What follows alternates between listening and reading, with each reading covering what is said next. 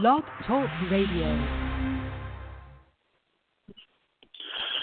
Good afternoon, ladies and gentlemen. Thank you for joining me on this episode 28, the show about the show. This is a special 90-minute episode of the show about the show. Before we get started, I just wanted to say that every episode, this and every episode of the podcast, is dedicated to the memory of my dad, who taught me to love baseball, and also a very special shout-out on Thursday. My daughter turned 6 months old. Happy 6-month-old birthday on Thursday, Josie. Daddy loves you very, very much.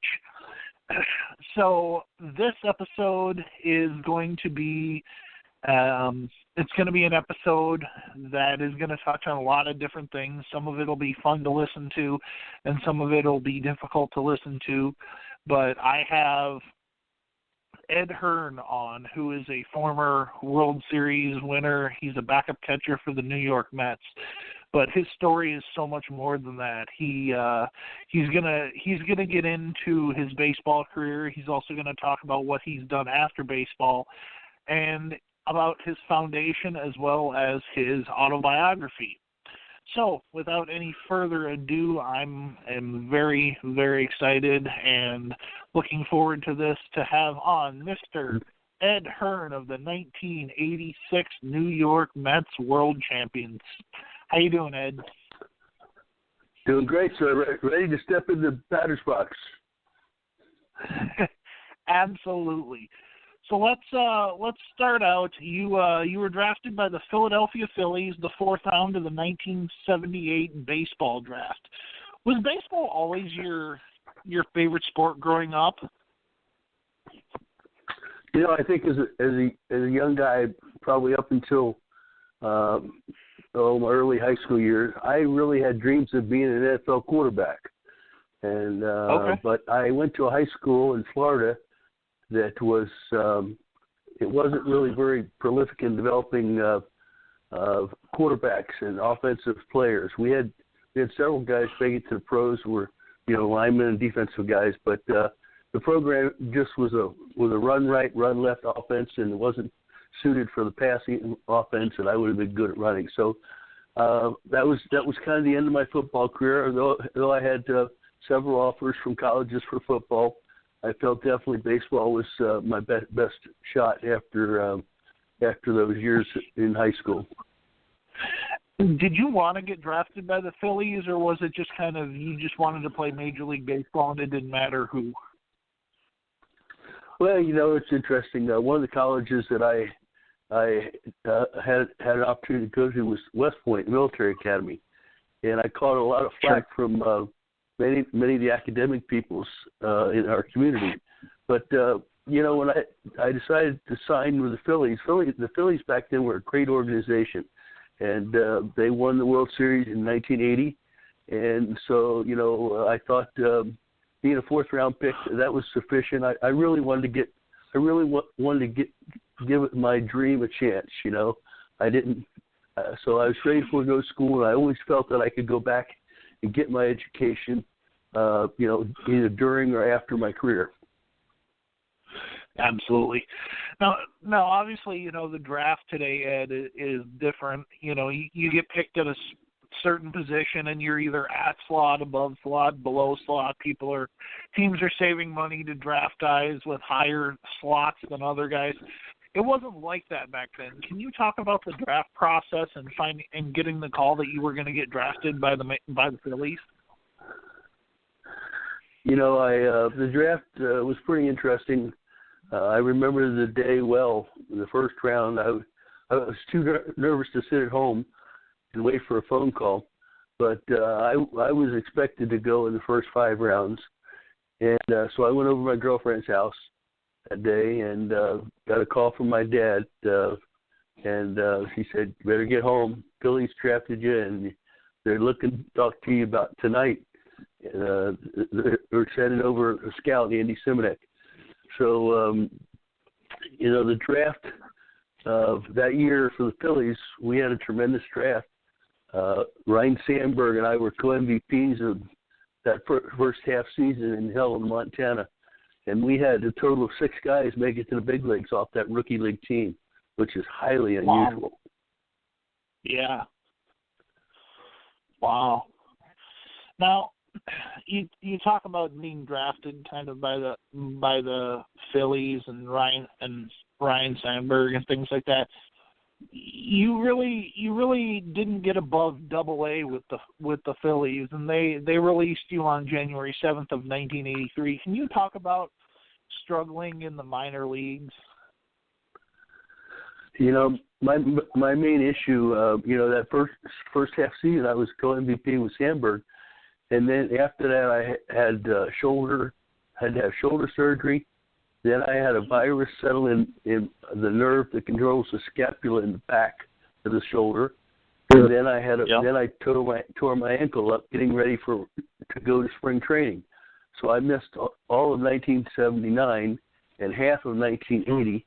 And the Phillies team doctor that operated on my ankle told the Phillies organization that I wouldn't be able to catch again, let alone I might even be able to walk normal. So from 82 through 83 there, the next couple seasons, they used me at DH and first base, and, I could always hit. And so they kept me around, but finally, after that 83 season, after the 82 season, I called them up and just said, let's be men about this. I'm never going to play in the big leagues as a first baseman or a catcher, because I don't hit with that kind of power.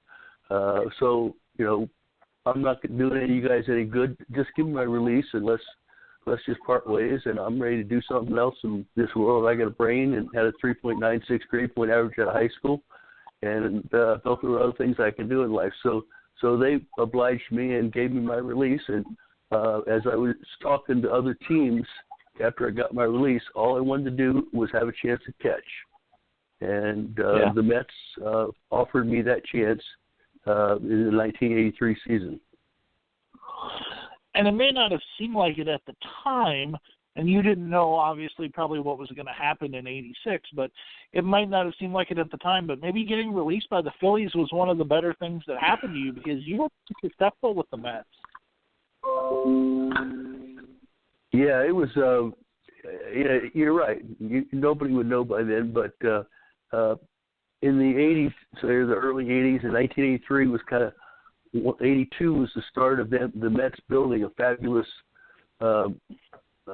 minor league system, and that's what turned out to be so fruitful in 1986, and a couple of years after that was all the talent they were developing. So I didn't have any idea about that at the time I signed with them. All I cared about was I wanted an opportunity to catch, and if I can't catch, I'll be the first one. I'll be done. I'll go home. You won't have to tell me to go home. Absolutely. Now, you spent most of 1983 playing for the Single-A Lynchburg Mets before you got promoted to Double-A Jackson.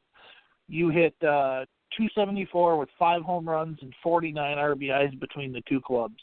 Can you talk about the difference between Single-A and Double-A in your experience down there? Well, it's just a matter of guys just get better. It's at that at every level of baseball.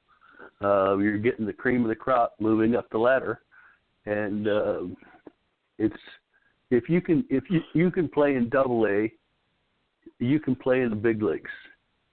That's but the low A teams and the A-ball teams, there's a lot of people there that could never have a shot playing in the big leagues. But I'll tell you an interesting fact, though. In 1983, I started there and actually started in Jackson, and then some moves were made where catchers, everybody was dropped down in level. So I ended up really playing most of the year in Lynchburg. But the first, up to early July, I was only hitting about 160, 170. And, I thought it was all over. I was just ready to quit. As a matter of fact, I picked up the phone one afternoon in Kinston, North Carolina, and I called the minor league director for the Mets, and I was going to tell him I was going home. But as fate would have it, he wasn't in his office. So I thought, well, I'll call him back, later on. And then, and as fate more further have it, the third string catcher came into my room and said, "Hey, man, my wife's delivered a baby, and I'm heading back to Lynchburg." And here we were on the road, and if I leave, now we only got one catcher there. So because John Heller's wife gave birth on that particular day, I never called back to minor league director. And I started on a torrid hitting streak at that time and hit about 480 the rest of the year and got my average up close to 280. Wow.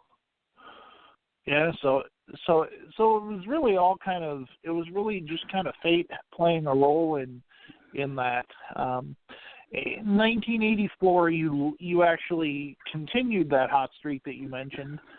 You led Jackson with a .312 average, and you tied for second with 11 home runs. Jackson was a good place.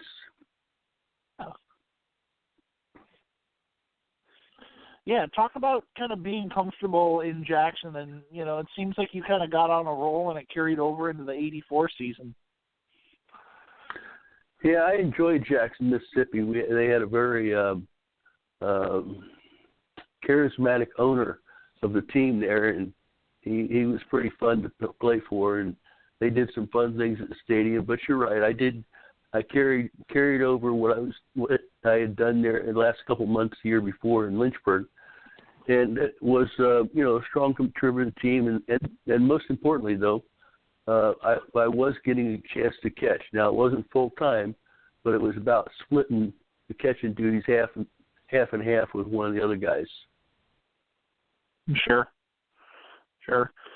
Now you earned a promotion after that because of your .312 average and 11 home runs. You earned a promotion in 1985 to AAA, and you spent the entire season with the International League Tidewater Tides. What was that experience like? Well, you're moving up to another level of ball, and at AAA, it's interesting. You can have some young, highly sought after prospects being moved up to AAA. Maybe they shouldn't be there; they're too young. And you also have, on the other side of the coin, you have former major league players that are being sent down to AAA. So you have quite the mix of players there. I think the average age in AAA is about 25 years old. But, you can have guys in there 30, 35 years old that are still hanging in there. And so AAA can be a pretty interesting time.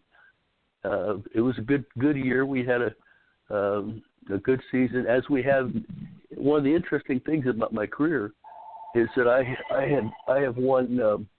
I was on the championship team in Lynchburg, and then Jackson, and then Tidewater, and the following year in the big leagues. And people in baseball that are historians tell me that I'm the only guy to do that, to win a championship with the same organization at each level of pro ball. That is correct. Yep, you are the only player in professional baseball history to win a championship in A-ball, AA, AAA, and the major leagues in 4 consecutive years with the same franchise. Yeah, it's crazy. It was, it wasn't because of me we won the championships, but I guess, again, you mentioned fate earlier, and fate was kind of on my side there. And winning's a lot funner than losing. I've heard that it is. Let's fast forward a little bit, Ed. Let's start with the magical season of 1986. So you actually begin the '86 season in Tidewater because Barry Lyons, who I had on this podcast a couple of months ago, actually won the backup job out of spring training. Talk about the competition with Barry and finding out from Davey Johnson that you were going to be in Tidewater. Yeah, well, at that time there was basically 3 of us that were vying for the job. Actually, 4 of us vying for the job of backing up Gary Carter. Barry Lyons, as you mentioned, a guy named Gregg Olson, who would later play with the Atlanta, and then a guy named John Gibbons, who's the manager now for the Toronto Blue Jays. So it was the four of us kind of battling it out, and Barry had a really good year at Double-A, playing for Davey a couple years earlier. And so Barry broke camp with the team. And I think what I heard later was that the intent was to switch off Barry and myself between AAA and the big leagues, because if you don't get that many consistent at bats when you're backing up a guy like Gary Carter. So what they're going to do is send Barry back to the minors, and get some at bats.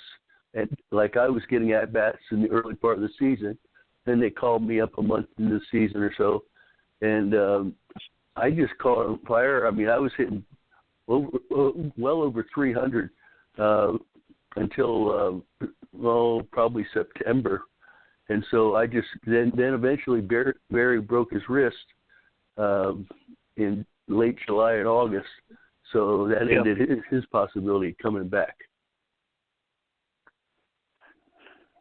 Yeah, and it did sound like, and Barry kind of echoed some of those same sentiments, that it sounded like you guys were going to switch. They were going to switch between you and Barry as the backup catcher. But Davey Johnson quickly reversed the decision in early May, and you made your major league debut May 17th against the Los Angeles Dodgers and Bob Welch at Dodger Stadium. What do you remember about that day? Well, my first day playing in the big leagues, it was an exciting time. It was a game of the week. Vin Scully and Joe Garagiola were calling the game, and Sid Fernandez was pitching for us. Bob Welch was pitching for the Dodgers, and I first at bat, I got a base hit to right center, so I was 1 for 1. Second at bat, I hit a ground mode double over the left center field wall, so I was 2 for 2, and then I had a ground out and a walk, I think. But it was nerve-wracking, but it was exciting. Once you get into the flow of the game, it's it just becomes a job after a while. Talk about Davey Johnson and you getting the call, or you finding out that you were going to be in the major league. Well, my manager in AAA was Sam Perlazzo, who's had a very good coaching career in the big league since. But he called me into the room in Pawtucket, and said I was going up. And so when I got there, I knew my role was going to be as a backup, and Davey was he didn't spend a lot of time with players, only except for a couple guys, and you do your job. That's all he cared about. He didn't have a lot of rules. You just do your job, and he's good with that. Yep. Now, in your major league debut, obviously, you talked about hitting the single and the double, but you also caught Greg Brock, who had stolen a base off of you in the third inning. You caught him stealing in the seventh. That's my job. Right? Were you guys seeing something with that, or did he just get a late lead on you, or what kind of set that play up? I honestly don't remember it real good. It's okay. I really, my memory's not that good, I guess, to remember that particular play. No, that's okay. I remember the hitting part, but defensively, I don't remember too much about it. I know we lost the game by a couple runs, and but my parents were there in the stands, so that was pretty exciting. And I got the baseball that sitting here in my office for my first hit in the big leagues. So it was a good time. Plus it was on Game of the Week. Back that time, in those days, there there weren't that many games on TV. You had your Saturday game and then maybe a Monday night game, and that was it. So it was quite cool to be on Game of the Week for your opening debut in the big leagues. Absolutely. Now, 86 was obviously special because of the way the season ended for the Mets, but you're also kind of one of the more memorable Mets in franchise history because of your performance in the music video, Let's Go, Mets Go. Can you kind of talk a little bit about what that was like and how much fun that must have been? Yeah, that was an interesting thing. I'm not really a kind of showboat kind of guy, but this group got the idea to make a music video, and I remember we had they called a clubhouse meeting, and these producers and directors all came to the clubhouse and introduced that idea to us, and we're sitting around as a team, and I remember each guys were looking around at each other like, what is this? This sounds really goofy, and they weren't really into it very much, and finally Gary Carter says, yeah, this might be fun. Why don't we do this, dudes? I mean, the least we can do is, we can call it quits if it gets to be too crazy. So we all got on board with it, and so over about a 2-week period, they were shooting film there before games and during warm-ups and then during the games, and it was pretty crazy. It was they had us singing and kind of semi-dancing in some scenes, and of course they showed some live footage and everything, but it was really cool. I kind of got in the act a little bit. They wanted guys to do some fun stuff, so I did a few things for them, and they kind of liked them, and so I got a lot of airtime on that video. I bet that was a lot of fun. So 1986, obviously, you were on the World Series roster, but you didn't make an appearance in the postseason. What was that like to win a World Series yet not make an appearance in the postseason? That must have been kind of bittersweet. I really didn't think too much about it.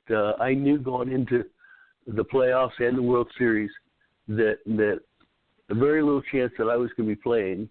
Number one, the main reason was because that year the major leagues had dropped the roster down to from 25 to 24 players, and so it was kind of stressing out the managers that they would only have 2 catchers. So I was told early on that I was the last resort because they couldn't afford to lose both of us, and then we'd have to go with somebody who wasn't really a catcher. So I was prepared for it, and you like to be in the game playing and everything, but it was a good time, and I don't have any bad feelings about that at all. In 1987, you were traded as part of the David Cone trade. You, Rick Anderson, and Mauro Gazzo to the Royals for David Cone. You were slated to be the Royals' starting catcher in 1987, but a shoulder injury 9 games into the season ended that season for you. Talk about that injury and what the rest of that season and part of the 88 season kind of entailed for you. That was really a tough break, and that was kind of the beginning of my life. Somebody heard me speaking one time, and they said, "Man, Ed, you've gone from the penthouse to the outhouse and back," and that was kind of the beginning of going to the outhouse, I guess. But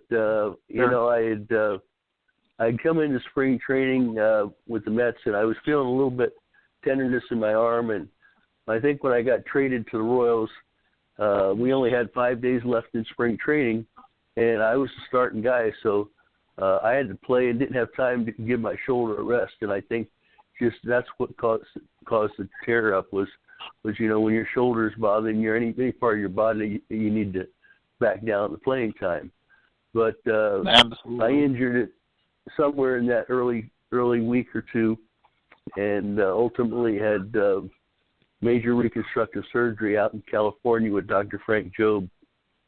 And I was the first major league player that they had done this new procedure with.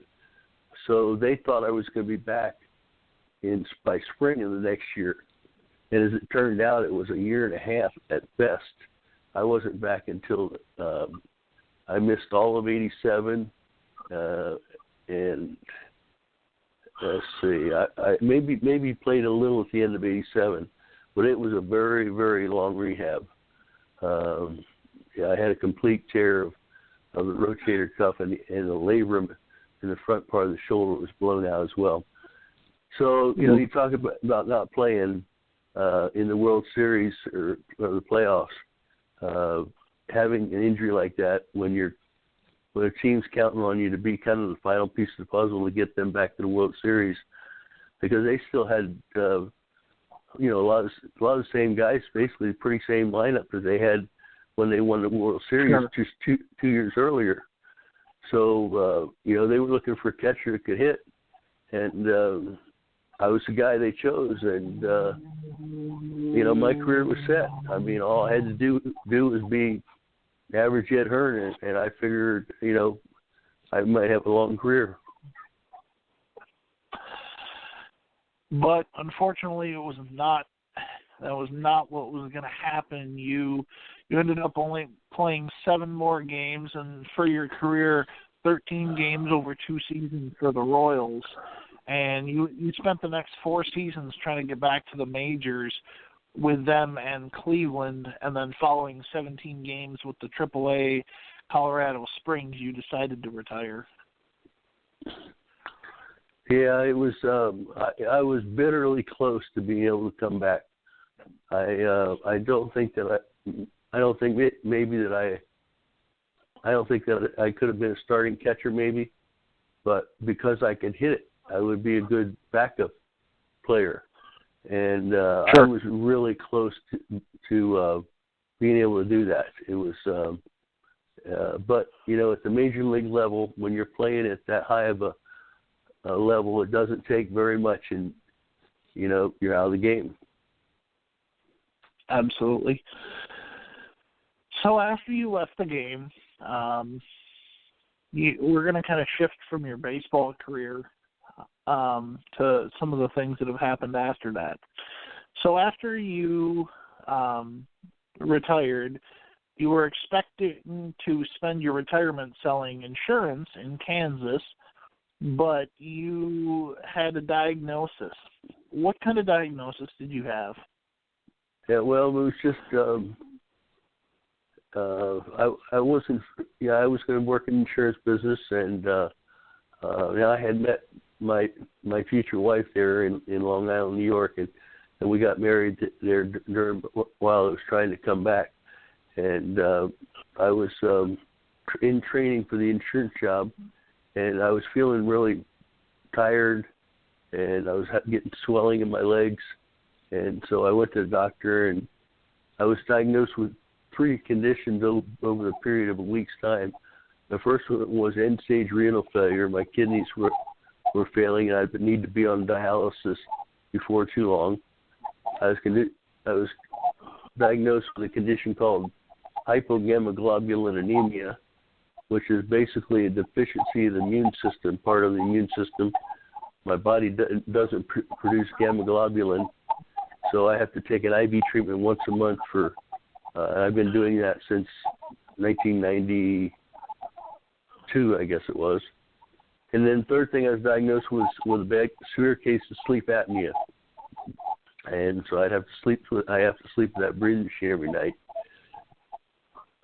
So it was quite the load. I mean, I kind of went from being, a strong, healthy athlete to really almost not being able to get out of bed. Absolutely. So obviously you mentioned the kidney issue. You immediately underwent a kidney transplant, and you were required to take several types of medication on a daily basis. Due to the debilitating effects of it and possible mood swings, something happened to you in 1993. What did you contemplate doing in 1993? Well, I was put on dialysis, and then I was lucky to get a kidney just 3 weeks after being put on dialysis. So that was the lucky break. But once you get a transplant, they have to put you on these medications so your body doesn't reject the organ. And these transplant medications have a lot of side effects, and each person gets different ones. I mean, they range from weight gain to hair growth to mood swings and depression. And it was only about 3 months after that I got the transplant that I really felt myself going down in a deep depression. And I went to the doctor, and they said that's just part of, dealing with these medications. And so I wasn't real happy. They couldn't really do much. They started giving me some medicine to try to counteract it, but ultimately I just got sick of it, and I went into my basement and loaded a .357 Magnum pistol and considered just calling it quits. It was kind of a dark day, but I find that I tell that story sometimes when I'm speaking, and it kind of shocks people a little bit. But what I found in my journeys around the country, I find a lot of people contemplate quitting, and suicide's a real tough issues going on in our country, especially with our veterans, and but it's a real serious issue. But fortunately for me, I think what saved my life was my foundation. I was brought up with a great foundation. I had a faith in God, and I had a wonderfully supportive wife. And those three things were probably what kept me alive at that point. Yeah, and the reason people might be wondering why I'm asking Ed to share this part of his story, and it's because for two reasons. One, it's something that I personally have been through. I too have had severe depression to the point of wanting to end my life, but also too, like Ed said, depression is something that affects a lot of people, and it shouldn't be a stigma. There's a stigma attached to it, but there shouldn't be. But I wanted Ed to be able to share that story just so that everybody knows that it can happen to anybody. It can happen to me. It can happen to, Ed's a former, World Series champion. It can happen to him. It can happen to anybody. So Ed was able to fight his way out of it.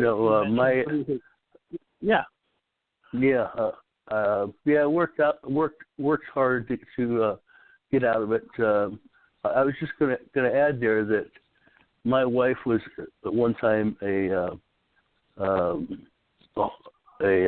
nurse at the hospital that would, give new employees their physicals and check them out and get them checked in as employees. And she told me that about 70% of people were on some sort of medication dealing with depression or anxiety.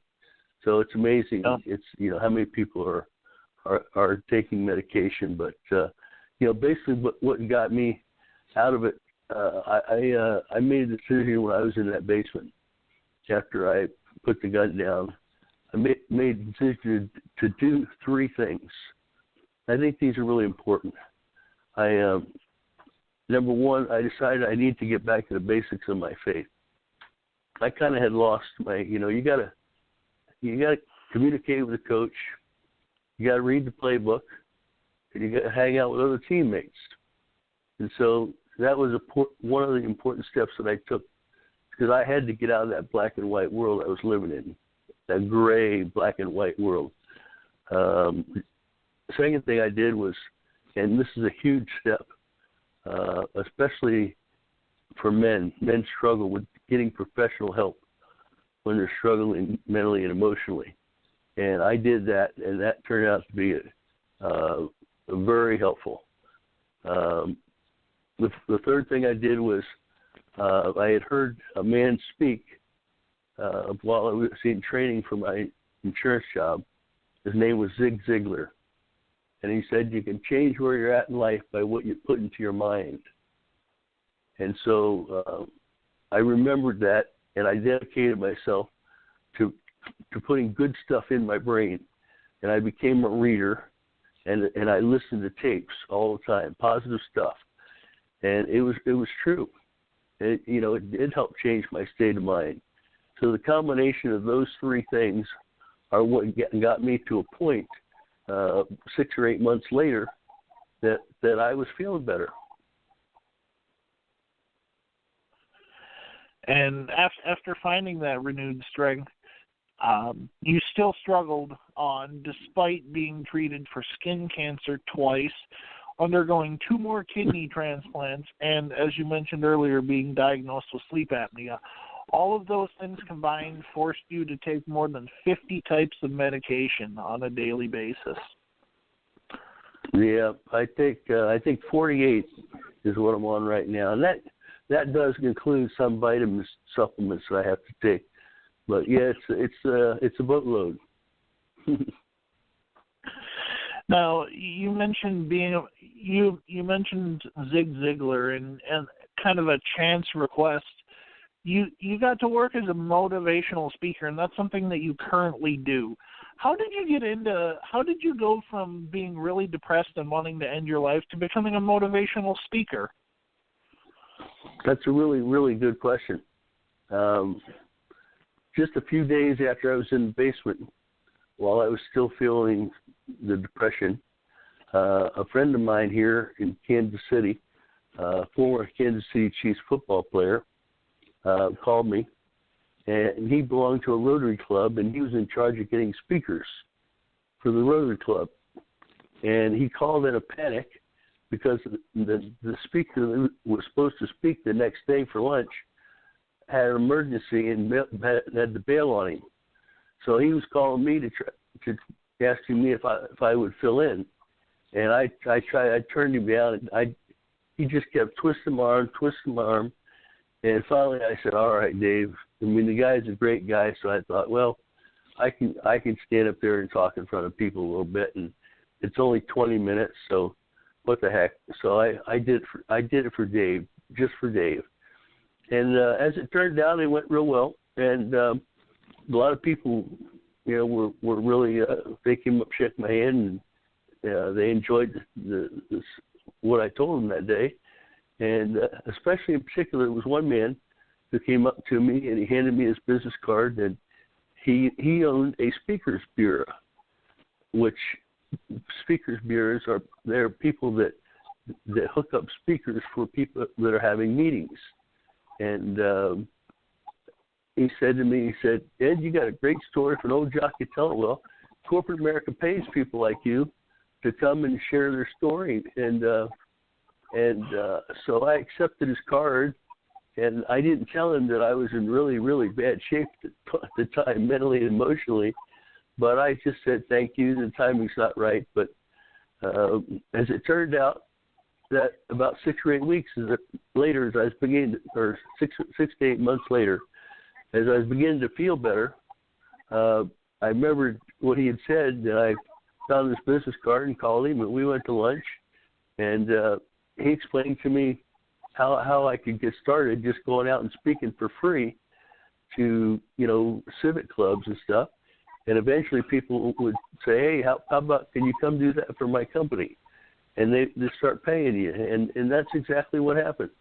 So lo and behold, it was not because of my strength as an athlete or me being, certainly that's part of the reason I get invited to speak to so many organizations, associations, or corporations. But I think they really want their people hearing about facing challenges, facing life's curves, because in today's culture, it's tough out there. So much change is happening, just constant, and a lot of people are struggling with that. So my job is to go in and just inspire, encourage, and uplift people. That and I tell my story, and that I was able to overcome some pretty big change in my life. And so it really is cool. It's just amazing when people come up to you afterwards, and I've had people say literally that I saved their life by what they heard me saying, and that just blows me away. In 2001, you were given a pretty prestigious award from the National Speakers Association. Can you talk about that? Yeah, it's called the Certified Speaking Professional. They call it, its abbreviations are CSP, and it's a designation. It's the highest designation you can earn through the National Speakers Association, which is, just like any other association. It's the association that helps train speakers and help them with the business of speaking. But I earned that in 2001 after only 7 years of speaking. So that was a real nice feather in my hat. I was the first current or former professional athlete to receive the CSP designation. So that was quite the honor. That's true, and in fact, only 8% of speakers throughout the world have received that honor. Yeah. Mm-hmm.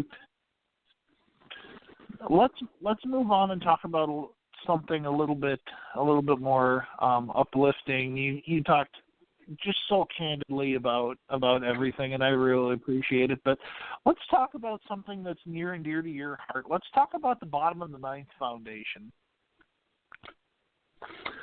Yeah, it's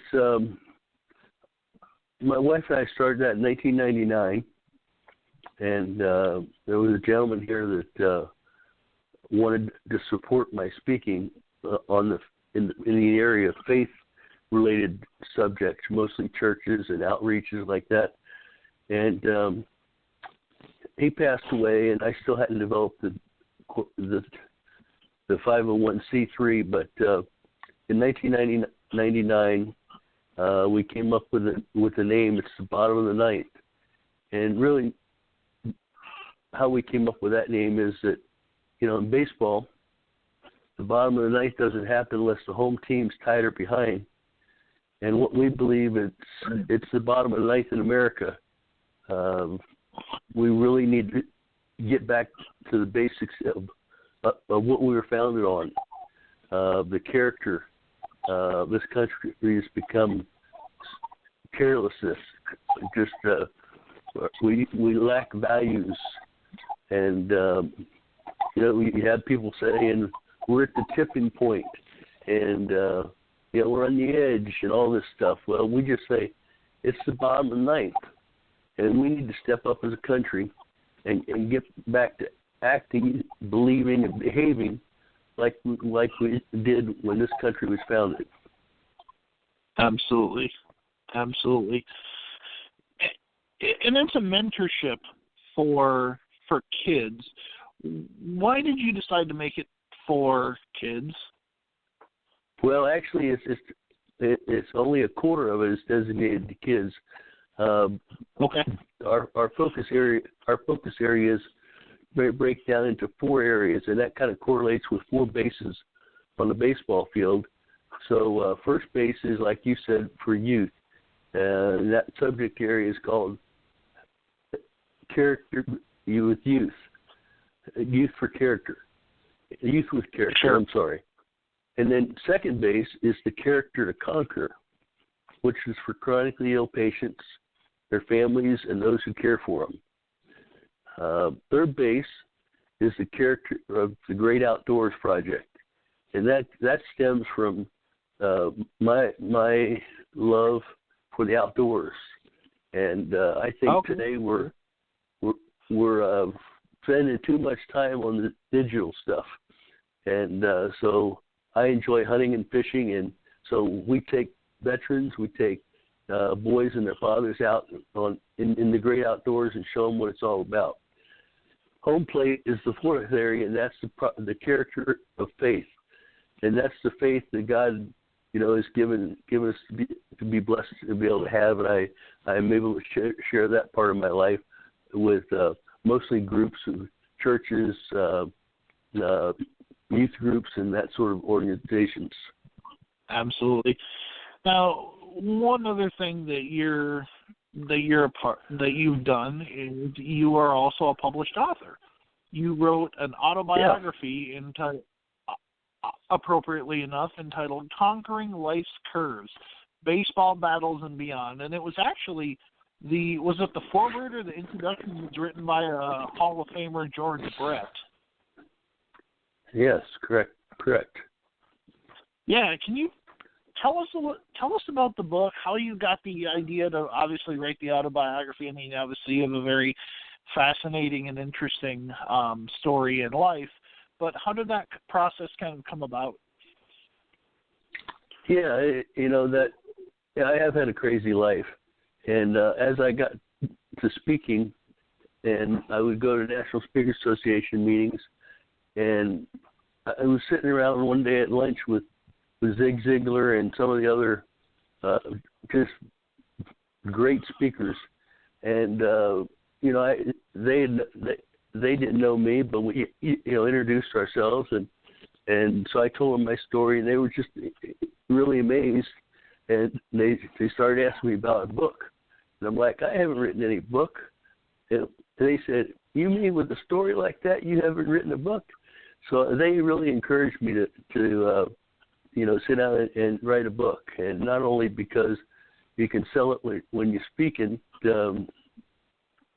people can read, they can learn more about what you're about in your story. And the other reason I wrote the book was my son, our first and only son, was born, and with my health the way it was at the time, and still is a little iffy, I didn't know whether I was going to be around. I didn't know if I was going to survive long enough to be here for, as he grew up, and when kids need a father so badly. So I wrote that book full of stories and full of things that I had learned in life that I would want to pass on to him. So it's not just a book about baseball. As a matter of fact, it's really not about a lot about baseball. It's about life, and there's a lot of great nuggets in there about life and things that I believe, and it's been accepted wonderfully. Excellent. Have you thought about writing another one, or doing like an updated edition? I have people ask me that all the time. It's something I've thought about. There's many different versions of it, but I have to be honest with you. My health, holds me back a little bit. I don't have quite the energy of the normal person. So, until I feel really moved to do something, I really that's probably why I haven't written, to be honest with you. Sure.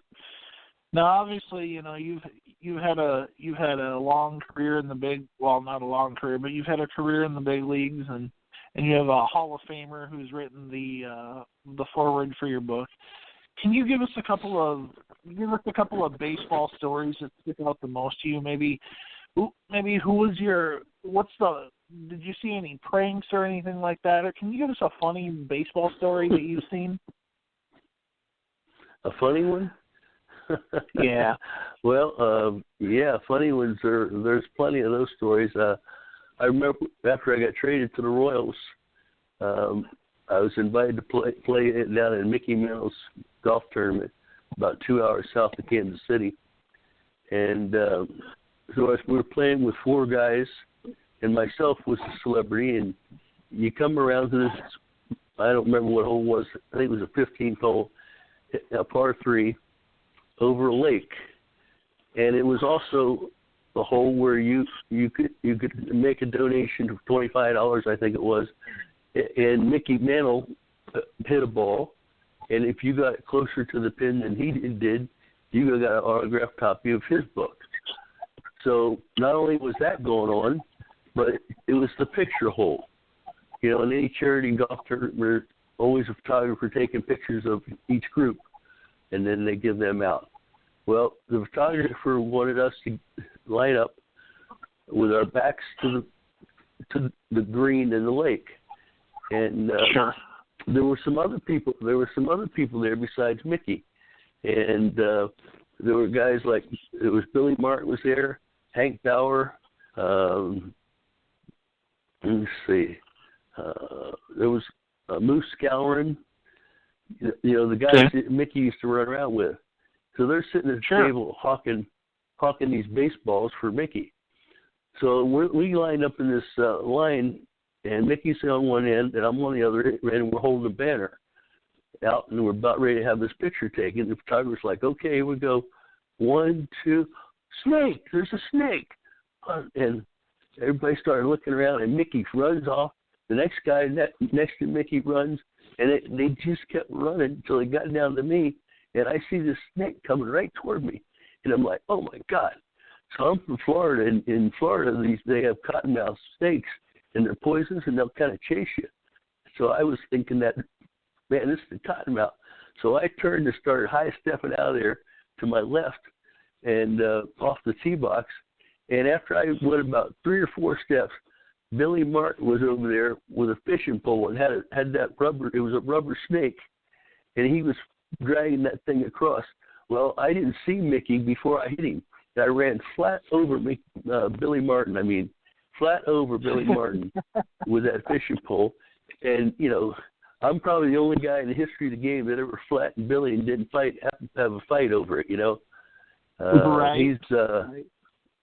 He was, by the time we got to the green, Billy's still on the ground laughing so hard he couldn't get up. So it's pretty funny. You have a lot of great things go on, in the game, the camaraderie amongst players. And I think when guys lose, when their career ends, I think one of the most difficult things is the loss of camaraderie and the stories and things that happen with other guys. I think that's one of the things you miss the most. Absolutely. Now, I'm always curious to know, obviously, do you think that you're more well recognized as a motivational speaker or as a former World Series champion? Oh boy, that's a tough question. It's kind of a toss-up, really. It amazes me, how much the name recognition I do have, and I get a lot of fan mail, autograph requests, and things of that nature.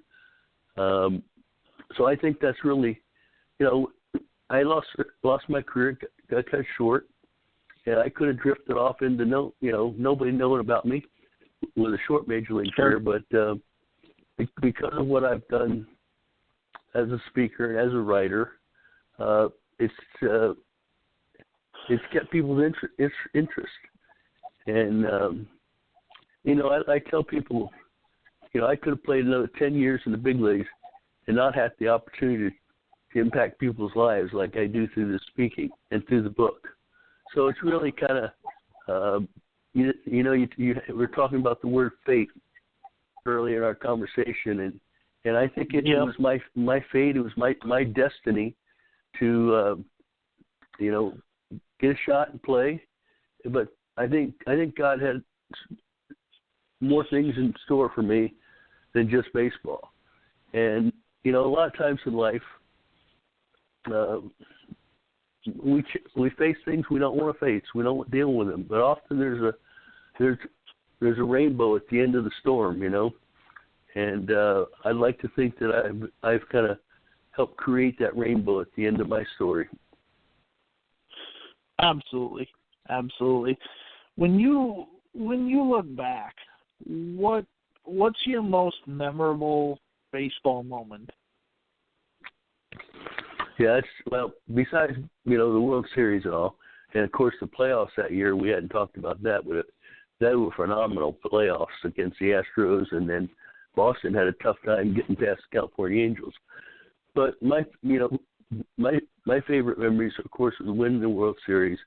But after that, Father's Day of 1986, my parents were in the stands, and I hit my first major league home run. And the grounds crew retrieved the ball And after the game, I was able to sign it and give it to my dad, right on there, Happy Father's Day. And that was really a cool moment. The paper back in my hometown wrote an article about it and took a picture of him holding the ball. And my dad was very instrumental in my development as an athlete. And so that was really, really a cool thing. But the story doesn't end there. Fast forward 20 years or so, and my son is playing baseball. And we were in a baseball tournament, and on a Saturday, we played on a field that was too small for them. They were about 10 years old, but this field was like for T-ballers. And they must have had 5 or 6 home runs on this field. So the next day, we went and picked up one of his teammates, and we're riding to the field, and I can hear them talking in the back. Man, wouldn't that be great if we played on that same field? We hit all these home runs. And today's Father's Day, and you know what? My dad hit a home run on Father's Day. He was able to give a ball to my dad. Wouldn't that be cool if I hit a home run? He's telling this other kid. Well, the game, we get to the ballpark, and lo and behold, we're not playing on that little field. As a matter of fact, we're playing on a field that was way too big for him, and there's no chance of anybody hitting the ball out of that ballpark. But Cody came to bat his third at bat, and he hit a rocket to right center, and it rolled all the way to the fence.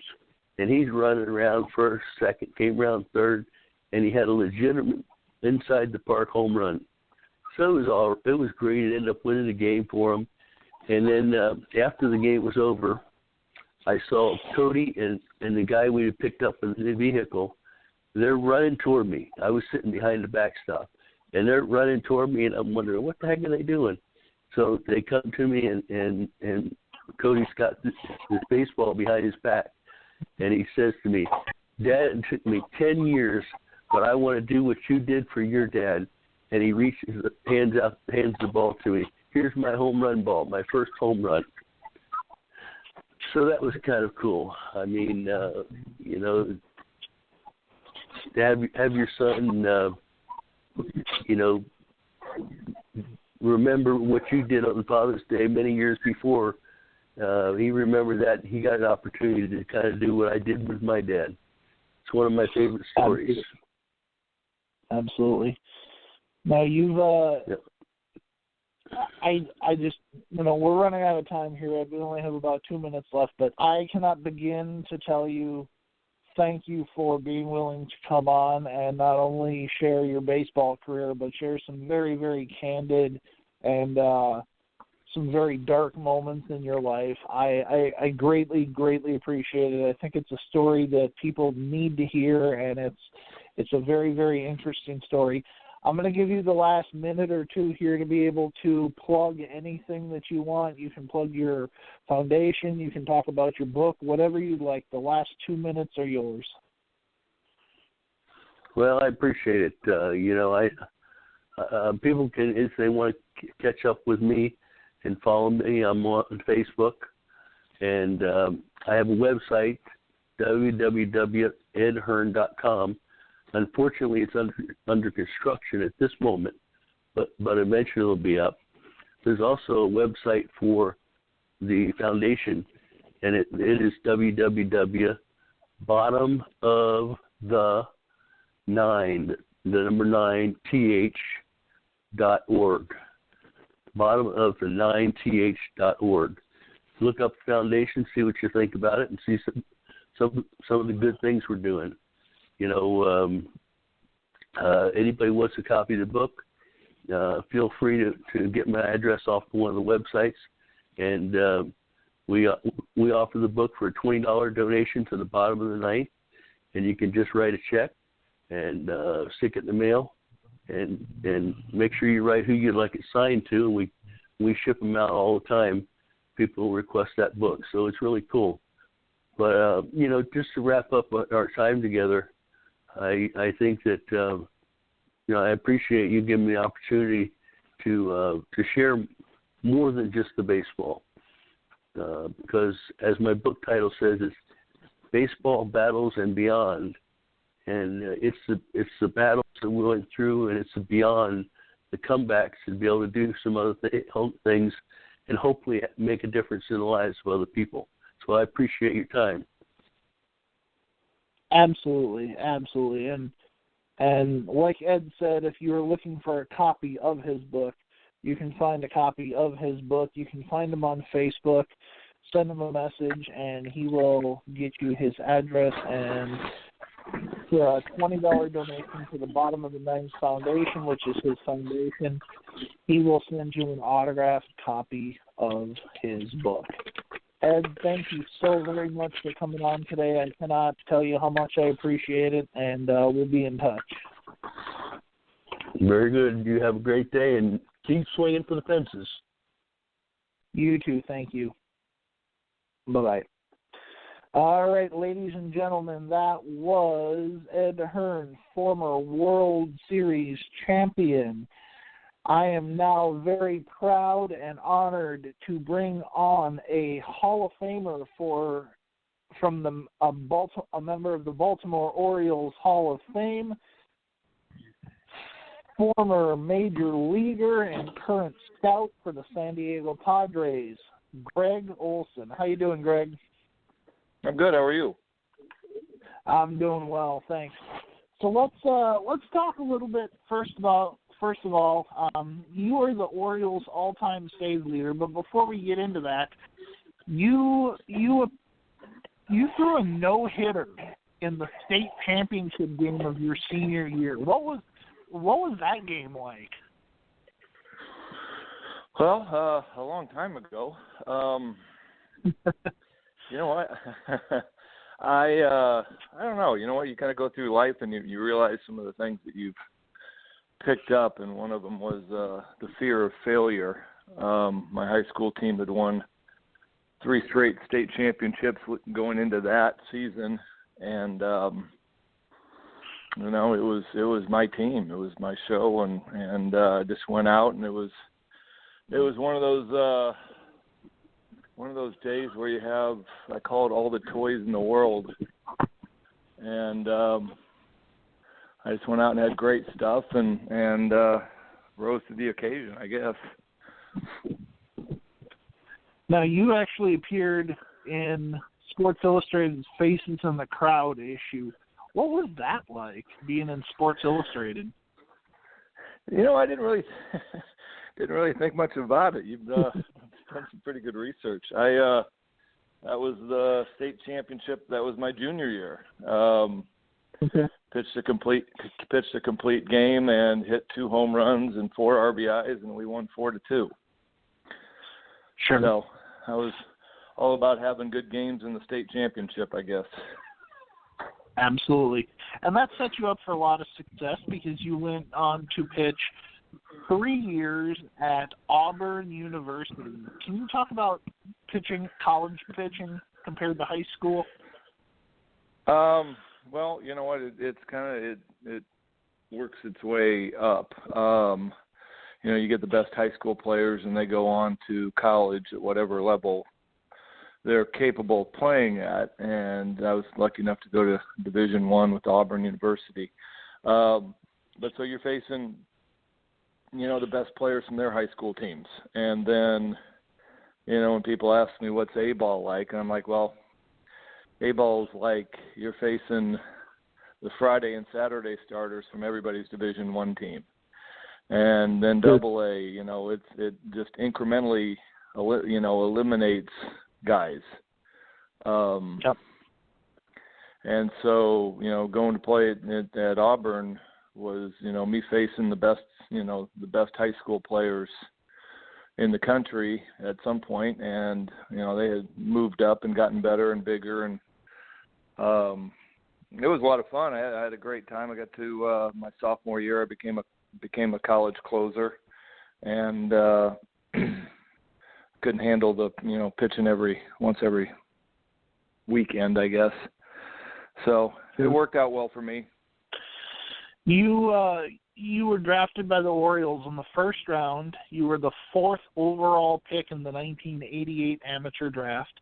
and you were given a $200,000 signing bonus. When you're a young kid like that and you get $200,000, that had to be pretty cool, but also kind of overwhelming. Yeah, it was.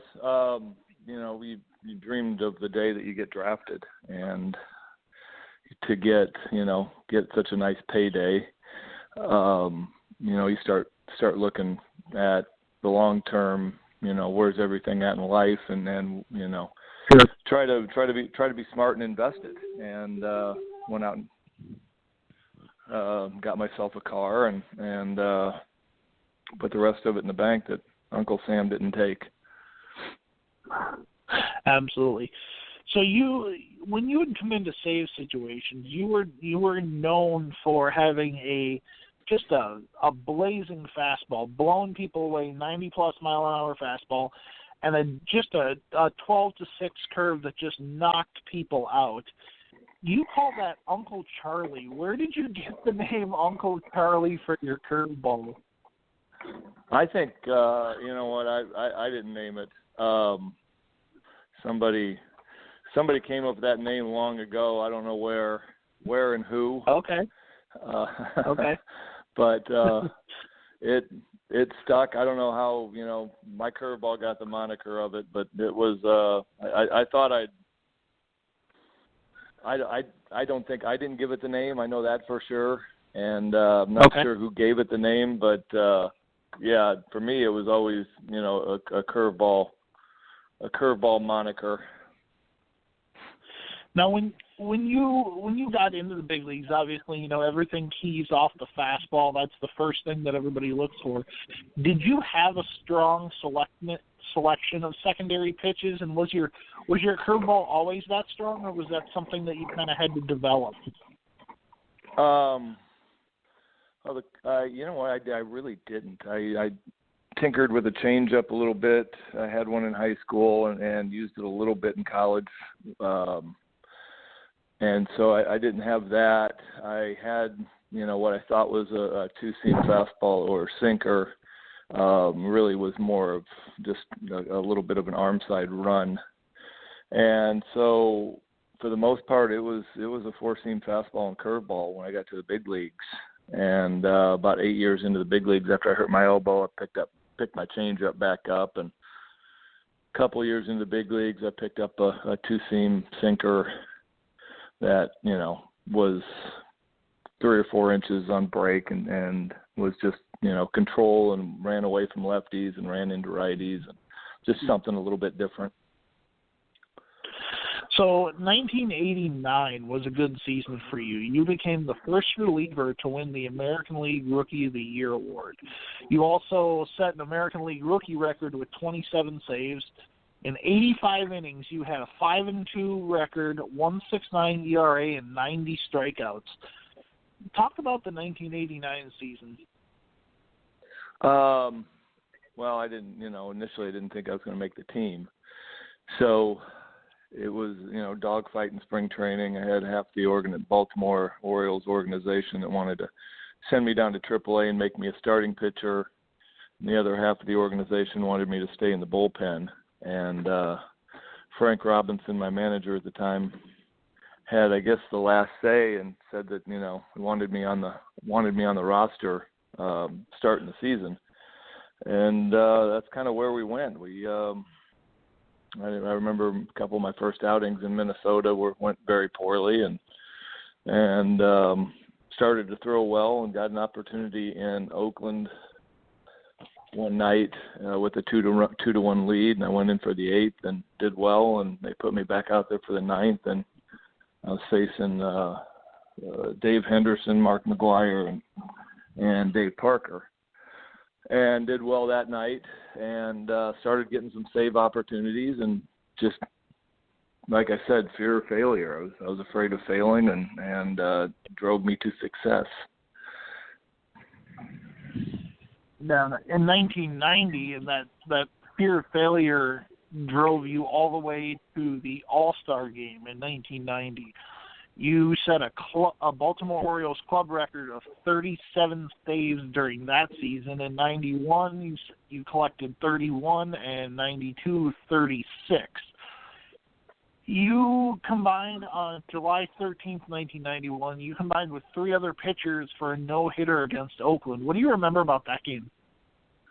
I remember that was the only game in my big league career that I did not want to play in. It was a 4-man no-hitter. Yeah. Yeah, I didn't want to be that guy to screw up the game or give up a hit or do both, which would have been worst case scenario.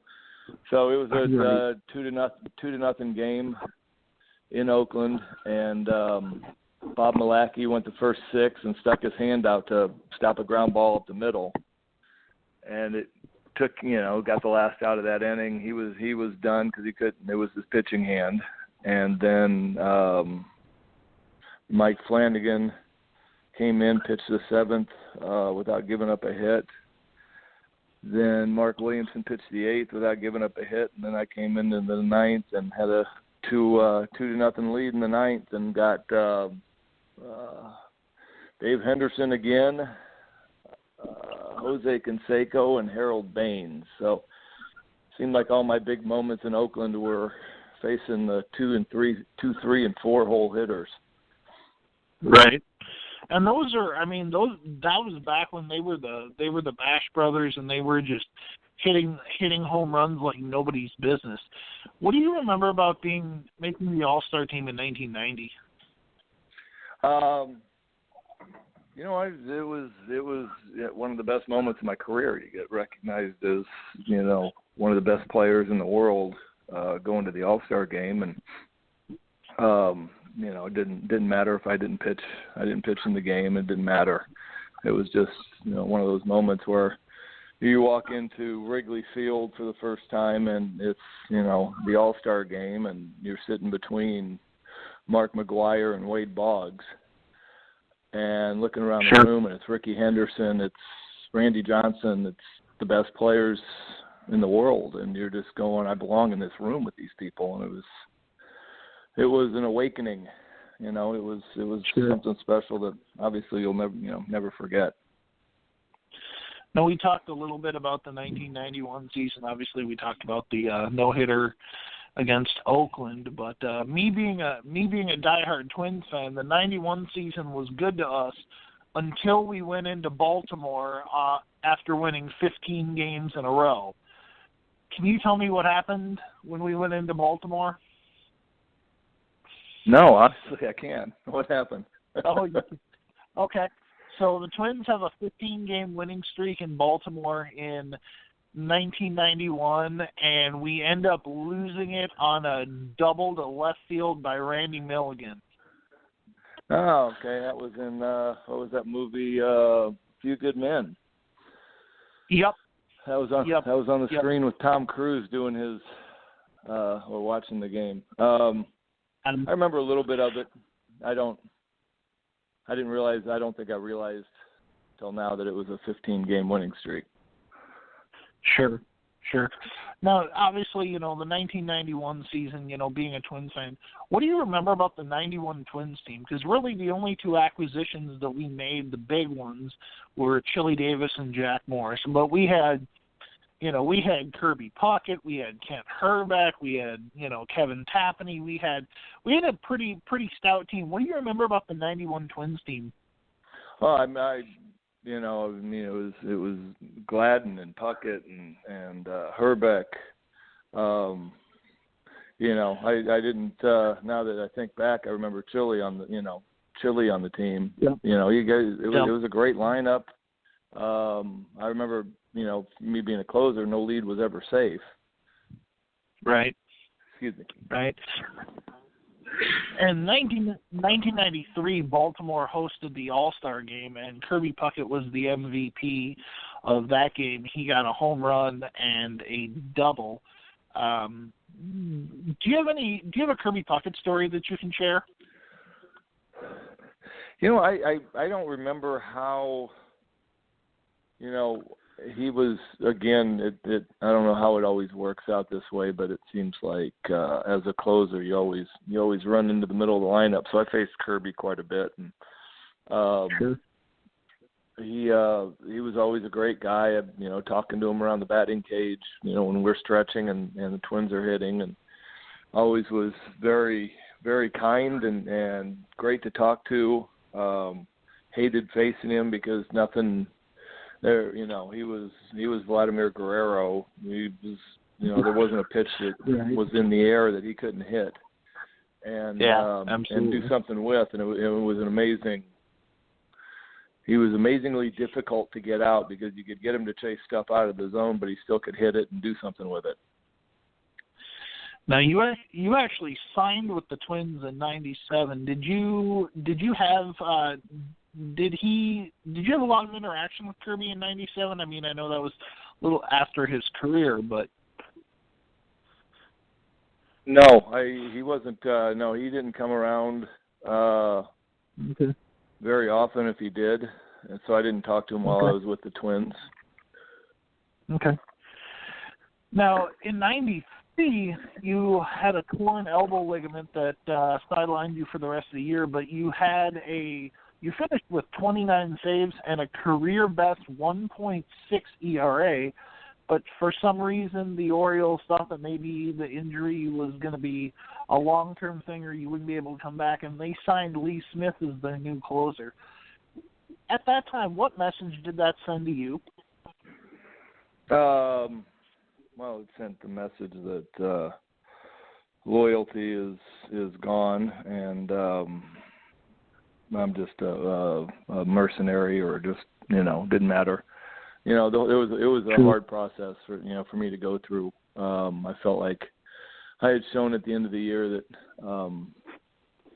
I was going to be able to come back and pitch. And then, not to speak to anybody the whole off season, trainers, management, anybody, to find out what I was doing, get a rehab program, get anything, was odd. And then on December 20th, the date that teams non-tender or tender contracts, I was making too much money at that point for them to gamble on if I was going to be healthy or not, and they really had no information whatsoever if I was or not. And so as soon as I became a free agent, I went down and saw Dr. Andrews in Birmingham, and he said that the ligament had healed. And, I think on December 21st, the day I became a free agent, I had 2 offers from other teams for multiple year deals. So sure. It was just unfortunate, but you understand that loyalty is expected out of players, but then in return it wasn't towards me. So it was a life lesson. Now, 1998, Greg, was a really interesting season for you. So you had a fruitful comeback with the Diamondbacks. You set a franchise record of 30 saves, which obviously Byung-Hung Kim broke in 2002. But you were also part of a really rare feat. You had a really weird outing on May 28th, 1998. Do you remember anything about that particular game? Yeah, that was an interesting game. We were in San Francisco, and Barry Bonds was given the day off, and so we were winning 7-5 in the 8th inning, and 2 outs, and Bonds pinch hit for somebody, down in the bottom of the order, and he became there was a runner on first, so he became the tying run. So I came in to face Bonds. Got behind in the count, and he was starting his run of seasons where he was the best player the game had ever seen for a certain period of time. And so I got behind at 3-1, threw him a breaking ball, got to 3-2, and then I knew I could get him on a fastball down and away because I thought he'd be looking for a breaking ball again. And I was right, and threw the perfect pitch, and the umpire called it a ball. So I walked him in the 8th, and got the next guy out. Started the 9th. It had rained. It had rained in the top of the 9th. Dave Bellucci hit a home run to make it 8-5. And then I went out. I think I got the first guy out, and started slipping and sliding a little bit. Yep, you struck out Darryl Hamilton. Yep. And then proceeded to, walk somebody, give up a hit, give up a double, walk, got somebody else out. By the time that it all kind of sorted itself out, score was 8-6, and Bonds was back up with 2 outs, and the bases were loaded. Buck Showalter, the manager for the Diamondbacks, yeah, go ahead. He decided to make a pretty interesting call. What did he decide to have you do? He had me intentionally walk Barry Bonds with the bases loaded. Which at the time, it probably seemed like a kind of smart move because it's Barry Bonds. But given the situation as a pitcher, you couldn't have been too thrilled about that. Well, to be honest with you, there comes a point in your physical life where you become so exhausted that you really don't much care. And I was at that point. I was, somewhere in the 40 pitches. Every one of them had been high intensity, and sure. the game seemed like it was on the line for almost every pitch I made. So I was physically exhausted.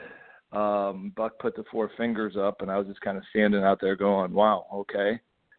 And just did that, and then Brent Maine came up, and Brent had done well against me over his career when he was with the Royals.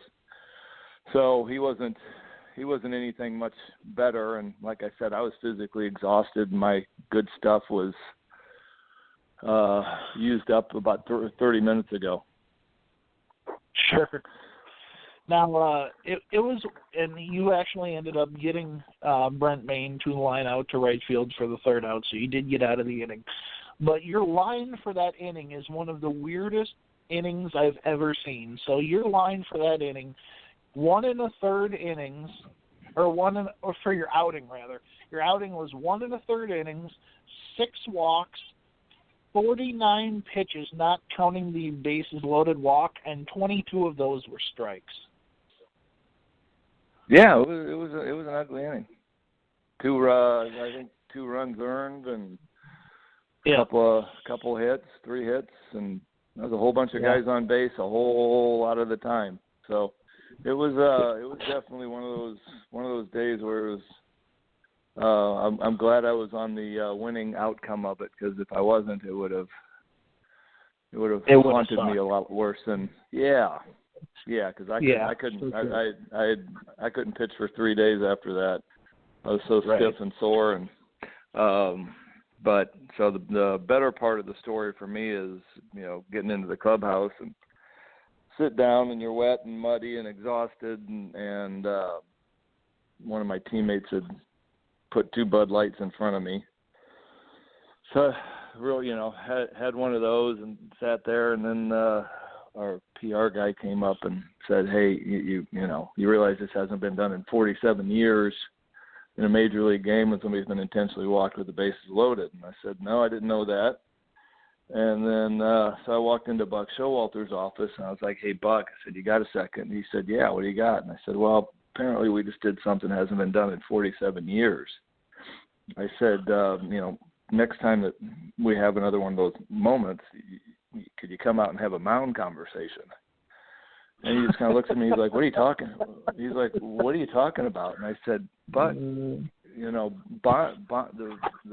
walk in the 8th to Barry Bonds, he stood there like I had intentionally walked him, and he peeled off his elbow pad and his shin guard and batting gloves, dropped him in the box, and then walked down to first base." And I'm standing there looking at him going, that was strike 3. I know that was strike 3. The umpire might know it was strike 3.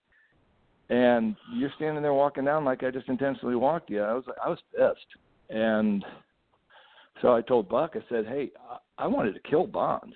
I said, "I could have hit him in the middle of the back." And I said, "I would have gotten a free shot. Guy would have scored. Nobody would have thought a thing about it, especially Bonds. And I get to use that to my advantage for the rest of my career." And Buck just kind of looked at me and goes, "I didn't even think of that. And I said, "Yeah, mound conversation." You know, I said, come out.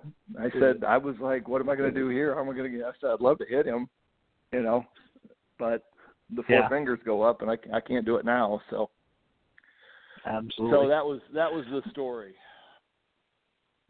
Now, Greg, we got about 4 and change left, but interesting note about the 1998 season, not only obviously pitching for the new Arizona Diamondbacks, obviously, you know, that outing that you just talked about, but your only major league hit was a home run in your last 98 season. Well, I only got 2 at-bats in the 98 season, and the other one was was about 2 innings prior to the home run. So it was you know what, it was the capping off of, you know, an unbelievable career with great stories. And, you know, now I walk around and everybody goes, hey, did you ever hit in the big leagues? I was like, oh yeah. Right. So Twice. Funny thing was, so I come in the 4th, early in the Diamondbacks career, and get out of a jam, go to 5th, and in the bottom of the 5th, Showalter's like, hey, you know, you're hitting. I was like, all right. So I walk out there, and this guy is throwing 93, and he lands closed and looks like he's, you know, throwing right at me and strikes me out. So I go back out and get through the 6th, and I don't remember. I think it was the 6th. Anyway, I bat again, and so Showalter comes walking down. He goes, "You want the good news or the bad news?" And I was like, "Bad news." And he goes, "Same guy's pitching." And I was like, "What's the good news?" He goes, "You're hitting again." And I was like, neither one of those are good news. I was like, I'm right. 0-for-3 for my career with 3 strikeouts. I don't want to hit. But I did, got a home run, made it 12-4 in a blowout, and made sure that I ran really fast around the bases so nobody got hit, so I wouldn't have to hit the next guy. Absolutely. Now, you're also you got elected to the Orioles Hall of Fame in 2008, and you're a scout for the San Diego Padres. We got about 3 minutes left, but one of the other really cool things that people may not know is you actually served as the pitching coach to Kylie Bunbury, who plays Ginny Baker on the Fox TV series Pitch, and Ginny is the first Major League Baseball player. First female player. Can you really quickly talk about what that experience has been like? Well, sadly, it ended in 2017, I believe. Fox canceled the show. It was a lot of fun. I thought it was well written. You know, it was about the first girl in the major leagues.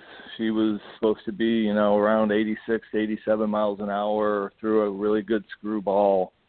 And by the time I got to work with the actress Kylie Bunbury, she had gotten some mechanical work. So she looked she looked realistic on the mound.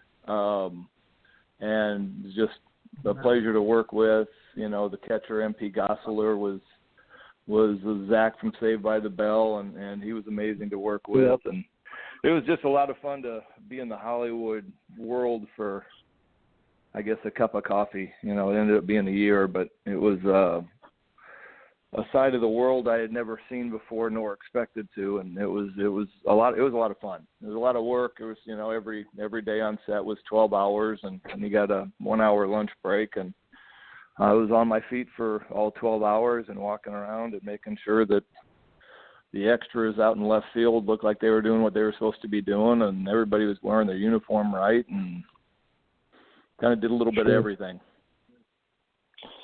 Now, we got about 30 seconds left. You're one of the most active former players that I see on Twitter, and right now you are currently in the process of writing unwritten rules, and this all started because apparently the Twins don't like when people bunt on them when they're up by a bunch of runs in the 9th inning, to which I say if the Twins don't like that, then they probably shouldn't shift.